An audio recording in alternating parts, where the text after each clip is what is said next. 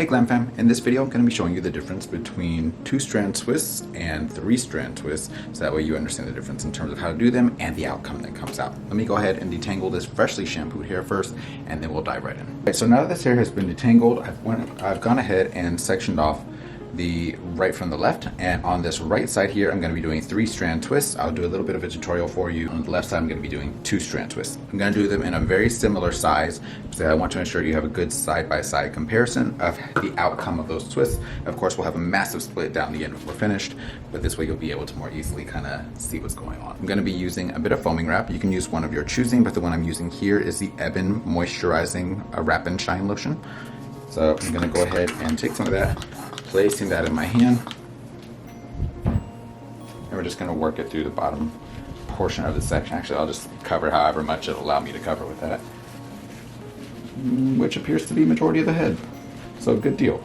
Nice way to utilize that product, Linwood. Alright, I'm going to do chunkier twists. Okay, so just kind of going through with a finer comb to ensure everything is thoroughly detangled. I want to ensure that everything is nice and smooth, especially because a three-strand twist is going to be a little bit looser than a two-strand twist. We want to ensure that we have everything nice and well detangled. So I'm going to take it and split it almost as though I was going to do a braid.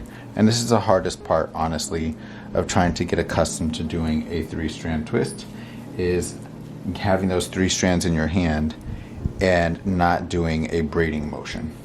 So essentially what we're going to be doing is we're going to just kind of be passing around in a circular motion, just like so. Okay, so we're just taking from the right, passing up and over to the left. As I pass up and over to the left, you can kind of see I'm gripping here, taking that bottom strand and pulling over to my right strand, or my right hand, bring it up top and pinching from the top. And as I do so, I'm passing down to the bottom of my hand here. So it's really awkward at first, to be quite honest, and it does take some getting used to, but once you get there you can kind of develop a rhythm and just flow through there, kind of like you're seeing me do here. Now as we get down to the very ends, it may thin out some, and if it does, of course it's totally fine for you to just continue with the ends like a two-strand twist, just like so. So you can kind of see here, it gives you a little bit of a juicy twist. You can't tell too much from here that this is a three-strand twist, but I'm gonna put a two-strand right next to it because I want you to see the outcome of that, and that way you've got a side-by-side comparison in the exact same size to be able to work with. So again, coating that hair in wrapping foam. Over here on this side we are doing two-strand twists, so I'm going to be doing my technique a little bit different. Let me just tilt very slightly. Again, same comb going through from the bottoms and kind of lightly detangling, which general rule of thumb, anytime that you are detangling at all, always start from the bottom, work your way up towards the scalp. And if you'll notice, I do tend to leave that hair stretch. It doesn't allow it to spring up and get retangled. It's just a technique that I started doing years ago in salon for my natural clients, because a lot of times if you've gone through and you've detangled, especially as that hair begins to dry, it will find friends, and we don't want it to find friends unless we want it to find friends. Okay, so from here we're going to go ahead, take it, split it in two. I want to make sure those pieces feel pretty even in my hands, and then from there I'm just going to go ahead and begin to twist, coming out, twist. Now some people do start off their three-strand twist with a braid at the base because the base of a three-strand twist is going to be looser. I for one like volume, so usually my technique with a three-strand twist is going to be to leave it looser, because the goal for me is to do a twist out and it's going to give me more volume at the scalp. So let's go ahead and have a look at these two twist styles.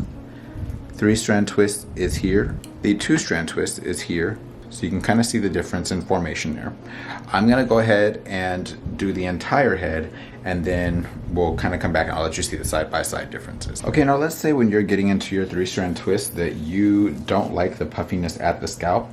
You can take that hair, again splitting off into three, and you can begin with a small amount of a braid, just 1, 2, and 3, like so. And then from there you can go ahead and start on your pattern of twisting and just be able to work on through with it. So a lot of times you're just braiding down about an inch or so, and it allows you to have a little bit more snugness at the scalp.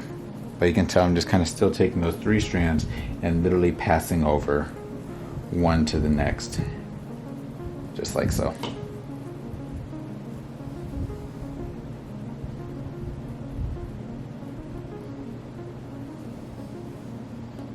So that's the difference in tension at the root versus the first one without the braided base. I honestly prefer the puffier base, but it's completely up to you, whichever one you should decide to do. I also find that 3-strand twists work really well for looser patterns of hair because it gives a different level of definition, and a lot of times with looser patterns of hair, the 2-strand twists don't like to hold up quite as well. Alright, so we're finished with the twist. I want you to be able to see clearly the difference between the two. Over here we have our 3-strand twists. Over here we have our 2-strand twists. I'm going to let these completely dry down, and then from there we will undo them so you can see the difference in the definition that you get between one and the other, and be able to determine which one you feel like you'd rather do for your next twist out, or possibly a twist out for your clients or your children, whatever the case may be. Mannequins, products, all those things can be found in the description box down below if you were wondering, and I'll just go ahead and cut to that part because I don't want to waste your time, babe. Alright, so this hair is now completely dry. I'm going to go ahead and take a bit of a shine serum or humidity blocking serum. You can use one of your choosing. This one here is just from Sally's. I'm just going to take a bit of that. I'm going to work that through my hands. We'll go ahead and emulsify. And then from there I'm going to go ahead and work it over some of these twists. Okay, so let's go ahead and start by unraveling the bottom of the 2-strand twist. So you can kind of see the definition there. And just continue here. Okay, so you can kind of see the definition that we're getting there. That's without it being separated out. This is just untwisting, of course. And we're going to do the same thing on this side here, where the 3-strand twists are. We got to undo those a little differently because of how they're twisted. But usually I can grab one and just kind of come all the way around. And grab another, same situation, bring that back all the way around. And lift that some so you can see the immediate difference. So on this side is 3 strands, this side here is 2 strands. Let me get that a little closer for you. Okay. I'm going to go ahead and do the same thing over here. Undoing these twists. Find one singular strand and unravel. Okay, so we've got about the same amount untwisted. So here you can see our 2-strand twist, still beautiful set. Over here we've got our 3-strand twist. It just gives a bit more definition. So if you're one where like your sets don't tend to hold as long, the 3-strand twist would likely give you a better set overall rather than the 2-strand twist. I'm going to go ahead and take this completely down, and that way I can give you a full side-by-side, and then we will call it a day. Alright, so this is it completely taken down, and you can see this is a 2-strand side, the 3-strand side. Here's from the front, 2 strands, 3 strands. Again, 2 strands, 3 strands. I've done no fluffing, no picking, no separating, just untwisting so you can see the quality of the twist out. So let me know, which one do you prefer? Do you prefer 3-strand, 2-strand, or you're not really a fan of twist outs in general? Let me know in the comments below. Until next time, take care, God bless, and stay glam. Bye.